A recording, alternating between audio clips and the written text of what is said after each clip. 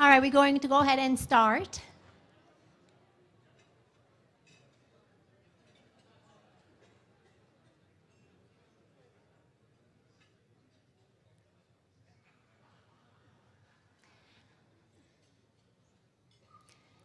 Okay, so before we move to our next item on the agenda, I want to also introduce to you the board member that right now are serving on the Board of Pharmacy, Maryland. I'll start with, and if the member can stand up when I call their name, Commissioner Harry Fink, Commissioner Mike Saranis, Commissioner Zeno Sensier, Commissioner David Jones, and Commissioner Lynette Bradley Baker. Also, please past board members that are in the audience, please also stand up and we'll, give everyone a round of applause at one time.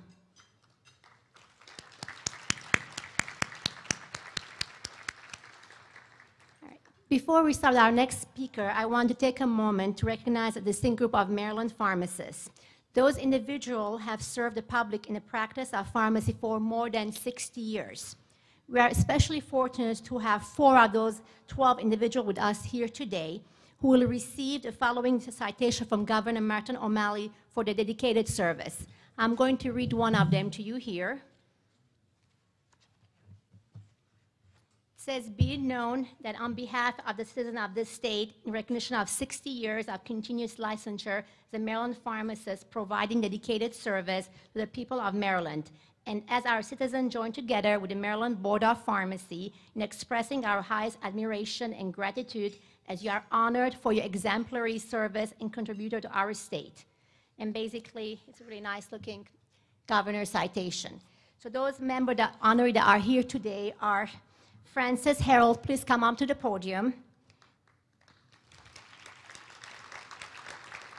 Irvin Myers. Joan Paduces. We also have with us today Paul Goldstein, who also had 60 years of service. Please come up also.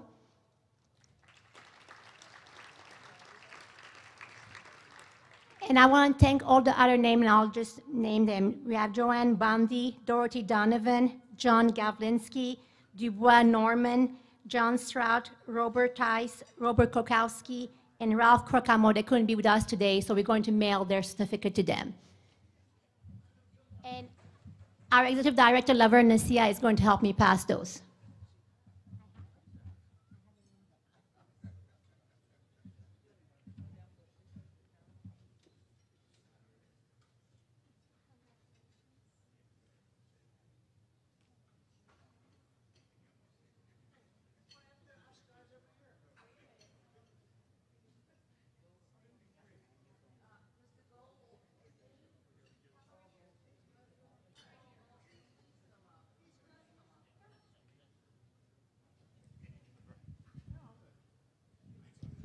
Yeah, we don't want to forget you, Mr. Goldstein.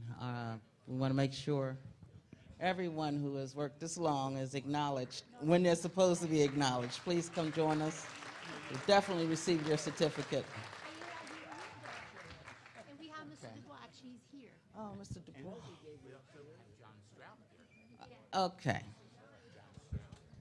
1 second, we Now, should I have just called all the name of the names. honoree, and whoever is here, because we thought you're not here, and I have your name, please come up. You do, sir. John Sturgood. Okay. Dubois. Thank you. You want to get in here with the picture? Sir. And I'm going to give you.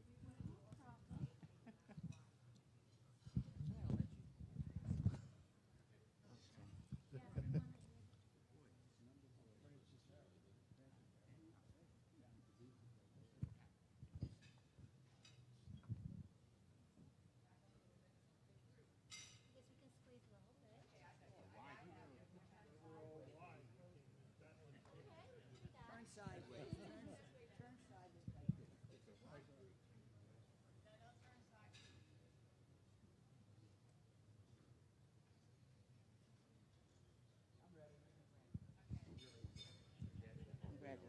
Thank you. Thank you very much.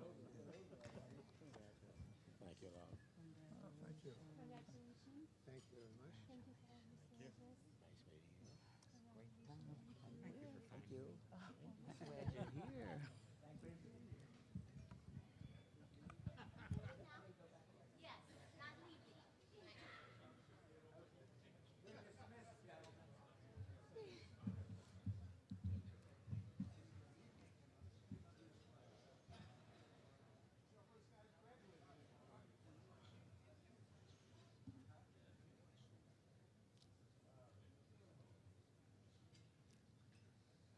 So next on the agenda, I would like to introduce Dr. Lee McPherson.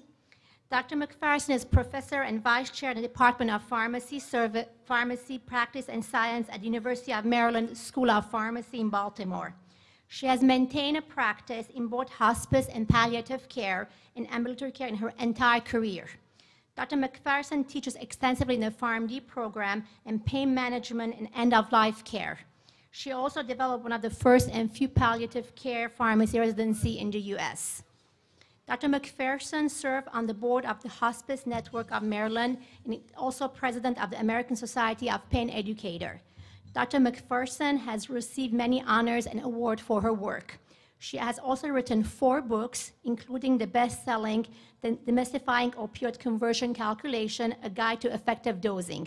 Please join me in welcoming Dr. McPherson. Thank you. Well, thank you very much. And joining me this morning is Dr. Nina Simoneau, who is doing her PGY2 Pain and Palliative Care residency with me. She attended the University of Michigan School of Pharmacy and did her first year residency training at Suburban Hospital in Bethesda. Now she's doing a year with me, which of course she is just loving beyond words, right? Absolutely. So I'm the first half and then she's the second half. So what Nina and I will be talking about is shown here, the role of the pharmacist in monitoring and helping to contribute to positive therapeutic outcomes in opioid therapy for patients who have chronic non-cancer pain. I do think PDMP is a wonderful tool that we have at our disposal, but we have other tricks in our bag too, including our gut. I have enormous respect for the gut of a community pharmacist. So again, our objectives are to talk about these competing public health crises that we have right now of poorly controlled pain and abuse, misuse, and diversion of controlled substances. Talk about tactics for how community pharmacists can try to limit this problem and work to reduce abuse and diversion. So I'm going to take the therapeutics portion. Nina's research project is to look at the role of the community pharmacist and educational initiatives, which stay tuned on that, maybe some of you can participate, on how to help reduce the drug abuse and diversion. But first about pain. This is a quote from an advocate for people with chronic pain, that it's so much more than just the pain intensity. And that is so disparate. I talk to patients all the time. We talk about the 0 to 10 scale. I have people who say it's a 7, and that's their goal, is to have a pain of a 7, because a 7 lets them get the things they want to get done in their life, and that they're happy with that. If I was a 7, I'd probably be under the bed crying like a little girl. But it's a very subjective finding.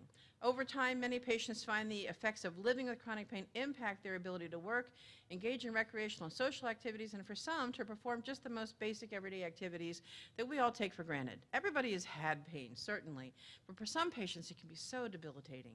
This begins to chip away at their mood, leaving them angry, frustrated, anxious, or depressed, and their families suffer along with them. That's true. I mean, if your loved one fell down a flight of steps and had a compound fracture, you would be doing the boo-boo kitty, poor little you dance. But you know what? If they had 20 years of low back pain and they're whining and they're plucking your last nerve, you just want to strangle them. But they're suffering with that. They absolutely are. This is the International Association for the Study of Pain definition of pain. No pain speaker worth their salt would dare leave home without this slide. It's an unpleasant sensory and emotional experience associated with actual or potential tissue damage or described in terms of such. I mean, certainly the sensory component of pain is the sensation of pain. But do you think there's an emotional component to pain? Huge, huge. I mean, you just heard I do hospice for a living. What do you think people think when they have pain? They think, oh my gosh, I'm getting worse. I'm getting close to the end of the road here. My patients say, oh my God, if I complain to my nurse how bad my pain is, she might call the doctor and put me on morphine, and I don't want to die an addict. So our nurses, you know, if you want to talk to somebody who knows the drill on how to talk to a patient who's concerned about addiction, you call a good hospice nurse, and they'll tell you how you have that conversation. Pain is always subjective. I hear this all the time. I went in the patient's room, he was asleep, I woke him up, and he said, my pain's a 10. How could it be a 10 if he was asleep? Do people who have pain that's 10 out of 10, do they stay awake for the last 35 years? I mean, do you ever go to sleep? Of course you go to sleep. So that's why we train our pharmacy students to look not only at that pain rating, but the patient's functional status. One of the questions we ask in goal setting is, what would you like to be able to do that you can't do now because of the pain? And it depends. My outpatients, I work in primary care, taking care of people with chronic pain. I want to be able to go back to work. I want to be able to whatever. I want to be able to take a walk with my grandchildren, whatever it may be. It is unquestionably a sensation of parts of the body, but it's always unpleasant, and there are a lot of fears associated with it. Maybe it's because I do hospice for a living, but when I get a headache, what do you imagine I think it is? A brain tumor. Everybody knows it's a brain tumor, absolutely. So why do we have to worry about this? I mean, Nina and I were just talking about all the credentials I want her to achieve before in the next year or so. I want her to become a BCPS. I want her to become a CPE, a certified pain educator. And I said, you pick your battle when you're publishing or presenting which credentials you use, because I'm also a certified diabetes educator. I feel very strongly about that. But if we look at everybody in the United States with diabetes, that's about 26 million people. We throw in everybody with heart disease or stroke, that's another 23 million. Let's throw in everybody and their dog who has cancer. Still, that's 61 million people.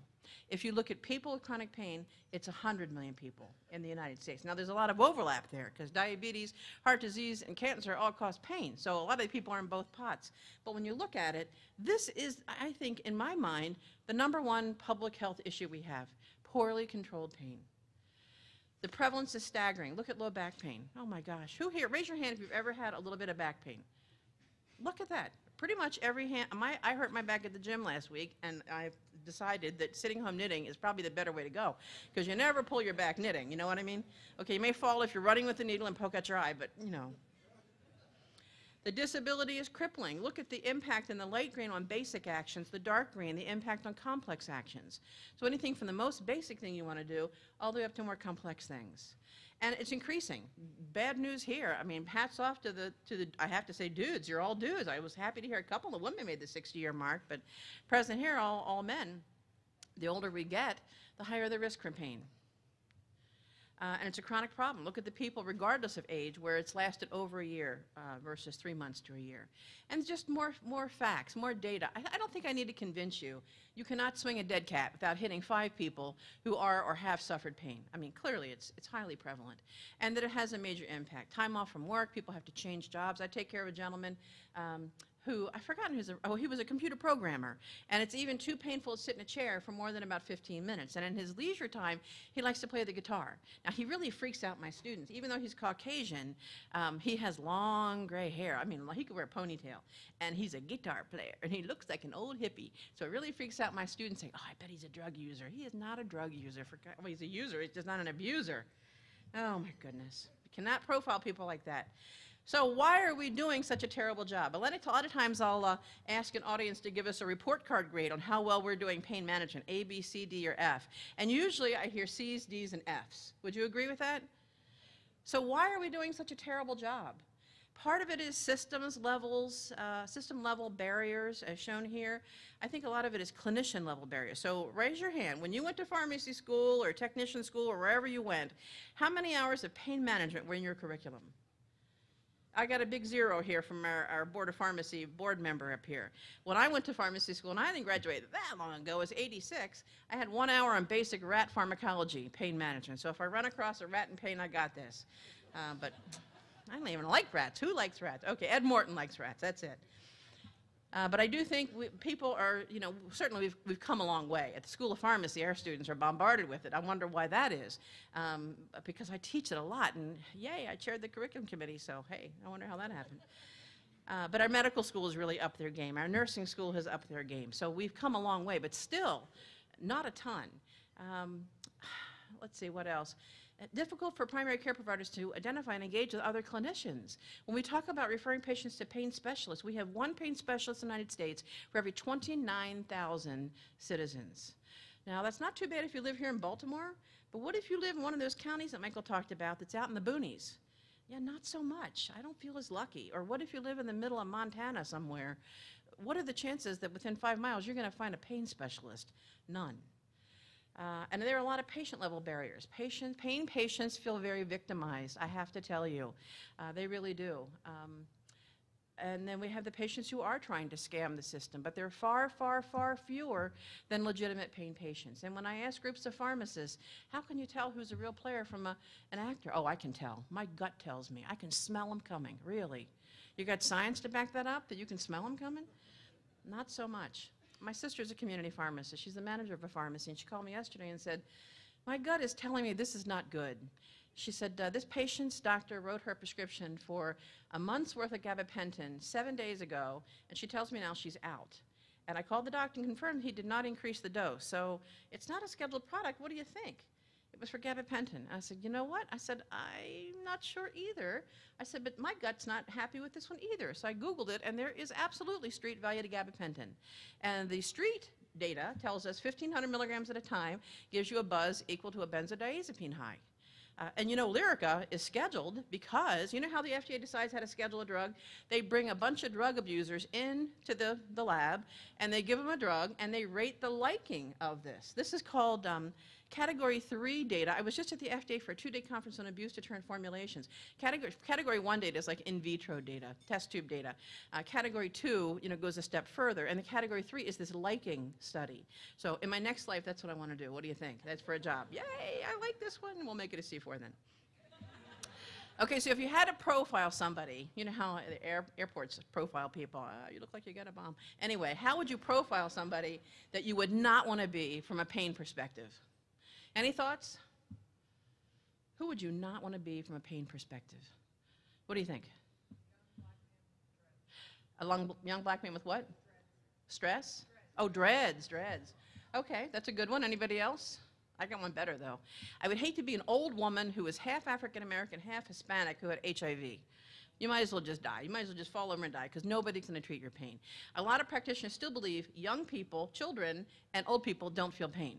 Seriously? Circumcision? Really? You have a big old knife in your hand. What's with that? Ah, goodness. So when we look at treating pain, what are the steps? The first is self-management, so using your common sense. So I hurt my back. I told the lady that I work out with, I don't know what the heck you did to me the other day, but we are not doing that again for a while because I want to poke out both my eyeballs. So then we go to primary care. So my regular doctor, you know, maybe drugs, maybe exercise, physical therapy. I mean, we certainly know, thanks to the Tylenol people, for every pound you lose of body weight, that's 4 pounds less pressure on your poor little osteoarthritic knee. So I tell my patients, you know what? I know it's hard. God knows I know it's hard. But if you lose 10 pounds, you know what a 5-gallon drum of motor oil weighs? 40 pounds. I dare you to pick it up. That's how much pressure is less on your knee from losing 10 pounds. Then you may have to go to a specialist, somebody who's kind of a pain specialist, and then the top level is going to be a pain center. Like at University of Maryland, we have Kernan's Pain Center, so multidisciplinary approach. I do believe that everybody in this room should be very well versed on how to assess a pain complaint. If somebody comes into your pharmacy and you got the humma-hummas thinking, I wonder if they're a real patient or a naughty kitten, you start asking them, show me where the pain is. Does it move anywhere? What brings it on or makes it worse? What makes it better? Can you describe this pain in your own words? Tell about the severity. 0 is no pain, 10 is the worst you can imagine. On the best, the worst, and average. What associated symptoms come with this, and where would you like your pain to be?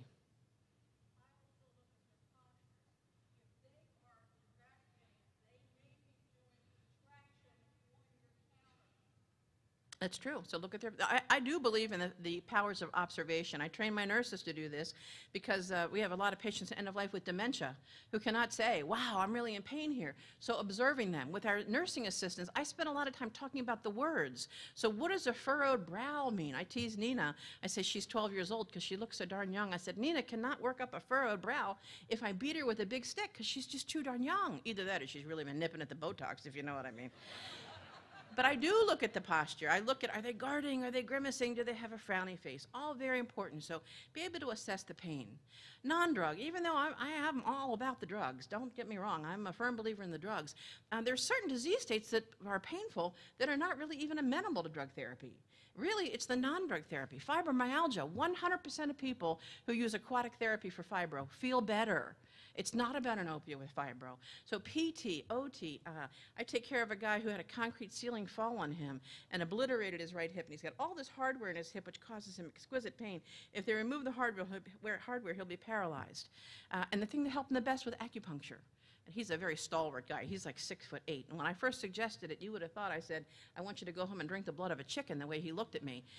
But it really helped his pain. It brought it from about a 6 to a 4, which, frankly, if you can get anybody below a 5, that's a miracle. That 5 really separates the men from the boys in quality of life. But the case manager decided that was not enough of a reduction in his pain, and they won't pay for it anymore. And he can't afford the copay or to pay out of pocket. It's a real shame.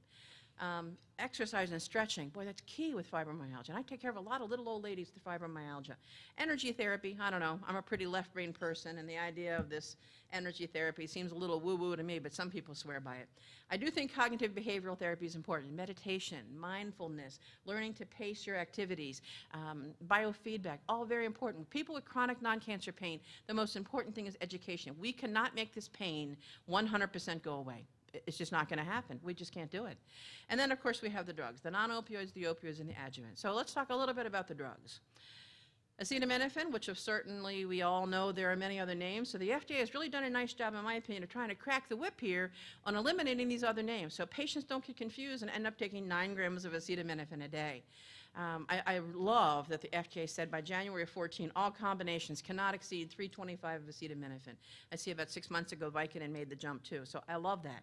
Indication mild to moderate non-inflammatory pain. So acetaminophen, Frank Palumbo from the School of Pharmacy says APAP stands for anti-pain, antipyretic. He's kind of sort of right. It's actually the chemical name, but that's all you get. You get pain relief and you get fever reduction, not antiplatelet and not anti-inflammatory. So we use it for self-limiting conditions. So the mechanism, it works centrally in the central nervous system to block the COX enzymes. Very well tolerated, but we do have to worry about the hepatotoxicity. I know we have somebody from the Poison Center here, so she could stand up and talk about this for 3 days. But you know what's really funny about this is I just wrote an article with a pharmacy student on what's the maximum daily dose of acetaminophen. So what is it? I heard 3, I heard 4. Which is it, 3 or 4? It's both. How cray-cray is that? I even had to email Mary Kremsner from the FDA and said, girl, you got to help me out here. I thought I was a pretty smart cookie, but I can't figure this out, and I cannot find a reference to save my life. It took Mary 3 emails to help me get it straight to, and she works at the FDA. The FDA has in their labeling, it really is 4 grams a day. But if you're doing the OTC dance and going by the Tylenol brand name, it's kind of 3 grams. Unless you do the 650 milligram long-acting, 2 of those Q8, then it's 3,900. Don't get me started. All right, so the non-steroidals. Do we have enough here for your pleasure? What do you think? Oh my goodness, we got tons of them. They are the 4 A's: antipyretic, analgesic, antiplatelet, and anti-inflammatory. We use them in acute and chronic pain, and when used with the opioids, they do have an opioid-sparing effect.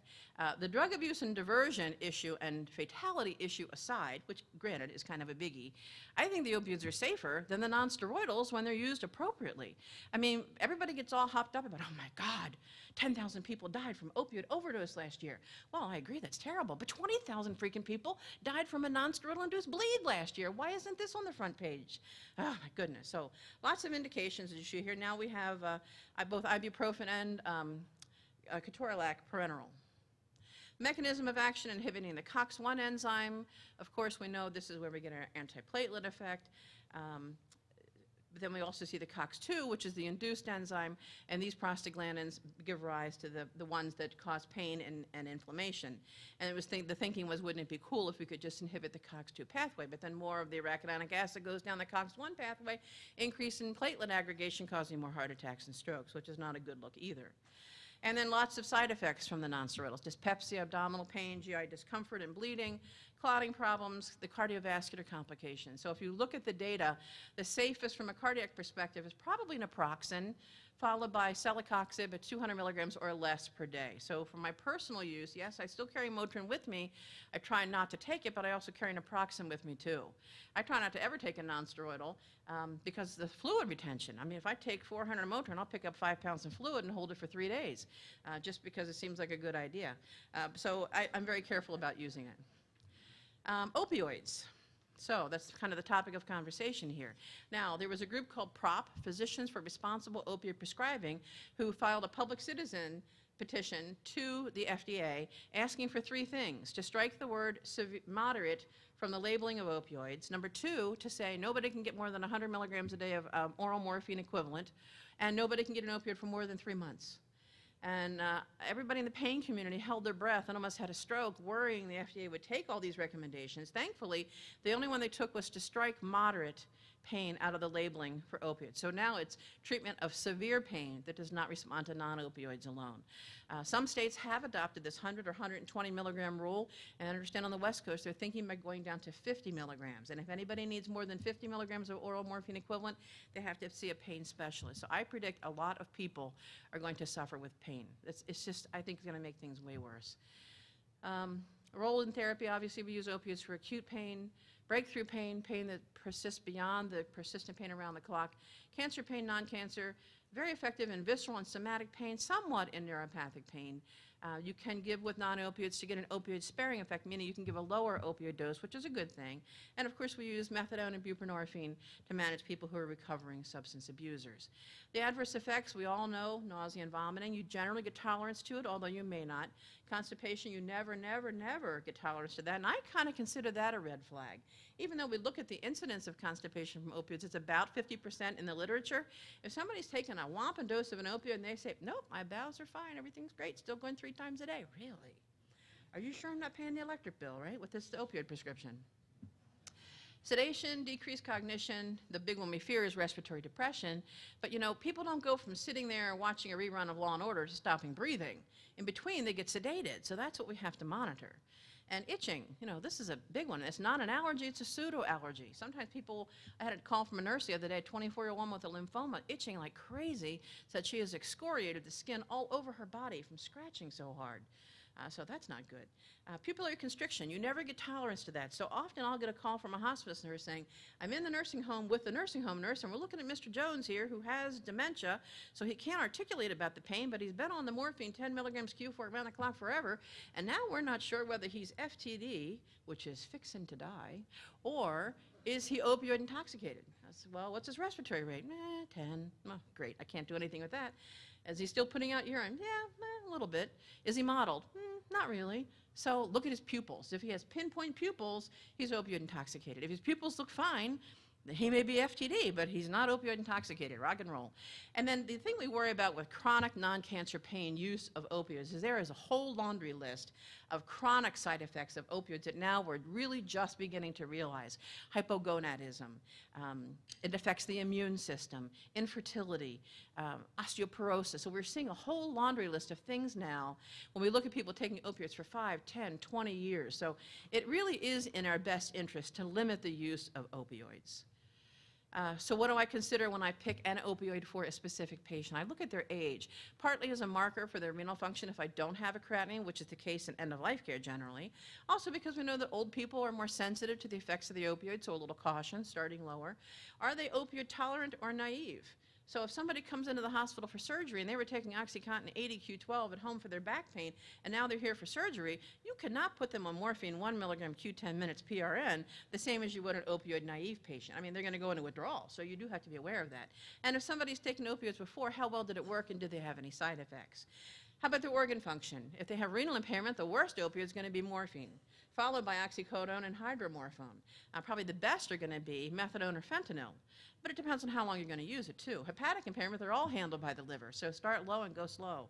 Ethnicity, we talk about pharmacogenomics. The 2D6 enzyme is very subject to genetic variability. So we know that that's why the FDA put out that public health advisory not to use Tylenol number 3 for children when they've had their tonsils or adenoids out, because especially children of Ethiopian descent, because they have a hyperactive 2D6 enzyme. They're ultra rapid metabolizers. So they're turning codeine into morphine like crazy, and these children were dying from respiratory failure from all the morphine that they were metabolizing the codeine to. We also know that about 10% of Caucasians and African Americans have a poor functioning 2D6 enzyme, so they will never turn codeine into morphine, so it will not work as an analgesic. I think codeine's a stupid drug. I don't think we should use it at all, but that's just me. Body habitus. Some of my hospice patients weigh 78 pounds, and a transdermal fentanyl patch just is not going to cut it for them. Fentanyl is a very fat-soluble drug. We're not quite sure why this is, but we know they need much more drug, and it doesn't work as well. Can they use the dosage formulation? Here's the big thing, history of substance abuse. You know, my hospice nurses are such pillow fluffers. They go into this line of work because they want to take care of everybody, and I respect that, but then we find out that the patient or somebody in the home is abusing the patient's drugs. And, you know, they call me and say, what can we do? What can we do? Why are you calling me? This is a federal offense. We cannot keep delivering OxyContin to the doorstep of somebody where we know they're abusing or selling the drug. I mean, we just can't do that. So our options are we get a lockbox, we get smaller quantities, we consider transdermal fentanyl, and then it finally gets down to the point where we say, we can continue to care for you in your home, but we will not use controlled substances, or we can move you to a nursing home and they can monitor the controlled substances, but we cannot continue doing this. And we hear some really inventive stuff. You think you hear crazy stuff in the community. I could beat you by a mile. Well, I know that Hospice Pharmacy had delivered the drugs, but the dogs in the neighborhood, the wild dogs, they grabbed it and ran out in the field with it. Really? Then I want to see the bodies, okay? If the dogs ate all that OxyContin, I want to see the DBs. Of course, fever with transdermal systems, pregnancy, and breastfeeding. With neuropathic pain, I think this is really an important part for community pharmacists, any pharmacist, regardless of where you work. If somebody has a painful condition that has a neuropathic component, and that's pretty much all of low back pain, pretty much, post-herpetic neuralgia, diabetic neuropathy, phantom limb pain, post-stroke pain, this is all neuropathic pain. If somebody comes into your pharmacy with a chronic pain, there's probably going to be a neuropathic component. So if they're getting 300 Percocet a month, you have to take a big old step back and say, why aren't they on a drug for nerve pain? Or the doctor wrote them a prescription for the nerve pain drug, but they say, you know what, I can't afford both, so just give me the Percocet. I'll come back for the gabapentin. You're pulling my good leg here, aren't you? So I think this is a conversation worth having with the prescriber, or if it's a red flag that they don't want the non-narcotic. First-line recommendations are the tricyclics. I love nortriptyline or dizipramine. I start off at 10 milligrams for an old person, 25 for a younger person, and then bump it up, generally no more than 50 milligrams a day. I like the SNRIs, but sometimes they aren't covered by insurance, so this is your Cymbalta, your Savella, your Effexor. Certainly, probably the #1 drug in the world for nerve pain is gabapentin, although I kind of like pregabalin better, and topical lidocaine, but be careful with that. Docs do love topical lidocaine because it's not controlled, and they think it's a magic bullet, but it's for superficial pain. I mean, I don't care if it's Nina, who weighs 12 pounds, because she's 12 years old. There is no bone on her body that topical lidocaine is going to reach to fix. It's just not going to happen, and her bones are very close to the top. Second-line recommendations, opioids and tramadol. Probably you could put tapentadol here, but it was too new to be considered in the guidelines. And they could be considered first-line acutely while we're titrating one of the first-line drugs. And third line are going to be the other antidepressants, the other anticonvulsants. Capsaicin, which nobody likes because of the screaming burning, dextromethorphan, memantine, they really didn't pan out. Mixilotine has so many side effects. Directions for the future, I actually do support the use of cannabinoids to treat pain and nausea and anorexia. We all know there are a lot of social issues there. I think if we just make it legal altogether, we could look at the money we could save if we just legalize marijuana and let everybody go nuts like Colorado and just use it therapeutically for fun, whatever. I mean, alcohol's legal. I don't see the difference. Maybe it's me. Botox, great success with Botox for headaches, for example. There's a high concentration capsaicin patch, 8%. Ooh, baby, does that sucker burn. But anyway, some directions for the future. All right, so who's still with me here? I want to see who's awake or who's in a bacon and muffin-induced coma. Which of the following is an adverse effect associated with nonsteroidals? Increased cardiovascular events and death, GI upset and bleeding, respiratory depression, A and B, or A, B, and C? The answer is D. It's A and B, of course. We don't see respiratory depression. That would be the nonsteroidal. So I'm going to take a seat and let Nina take over and talk about, so we've got the tools to treat pain. What are we going to do about it? Yes, sir.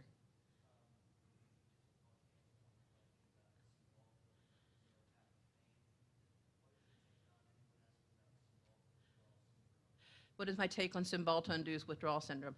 I think it's not as bad as Effexor. I think venlafaxine is my least favorite drug because if you miss a dose, people go into withdrawal, whether it's for depression or for pain, and you really have to hike the dose of venlafaxine to 225 a day to get any kind of a decent effect.